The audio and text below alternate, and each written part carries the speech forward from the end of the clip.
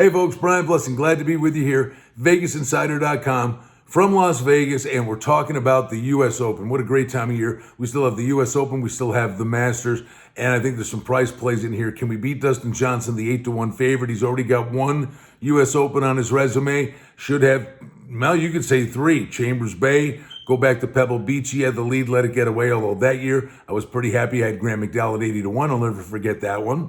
And I got another guy with a soft spot in my heart for at a price that cashed for me earlier. I'll tell you about him in just a couple of moments. There's big news. Brooks Koepka, he has withdrawn from the event. The knee injury has just been too tough for Brooks Koepka. So he's not going to be a contender in here, and you know he'd be a contender at Winged Foot. What a historic course in the rotation of U.S. Open courses. 7,200 yards, par 70, elevated greens. You've got to hit fairways, and you've got to hit a high, soft shot with those elevated greens. The rough is penal, about 6 inches deep, and it'll grow as the week goes on. Well, the last time they were there, remember, 2006, we'll forget, Phil Mickelson, brain cramp, driver off the tee. He didn't have to hit driver off the tee. He hit it off the, one of the tents, and he lets it get away on 18. Does anybody remember who won that event?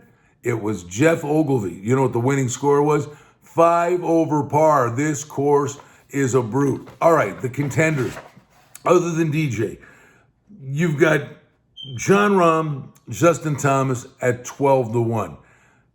Fairway accuracy to me is an issue for both of these guys. McIlroy, 14-1. I think you could say the same thing. But of those three, anybody that consistently hits the fairway, these guys are just world class and they've got a big shot. The guy I think in that group at 14-1 who will hit the fairways is Xander Schauffele, and I think his game tailor-made for U.S. Open. He's a threat. Patrick Reed, 30-1.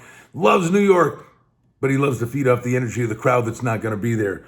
Colin Morikawa wins the only major contested this year. He's 20-1 after that great performance and the great shot on 16 at the PGA Championship, and he just played well at the Tour Championship. I think there's some price plays in here. The main thing you're looking for, hitting the fairways. Believe me, it is fairways and greens in regulation. Par is a good score. How does Brendan Todd keep showing up at this overlaid price of 100-1? The guy is fourth on the PGA Tour in driving accuracy, and he can just flat out roll the flat stick. I think Brendan Todd absolutely has a shot to be heard from throughout the course of the weekend at what I believe is an overlaid price. A couple other guys I'll be stepping up to the plate with. Tony Finau, 30-1.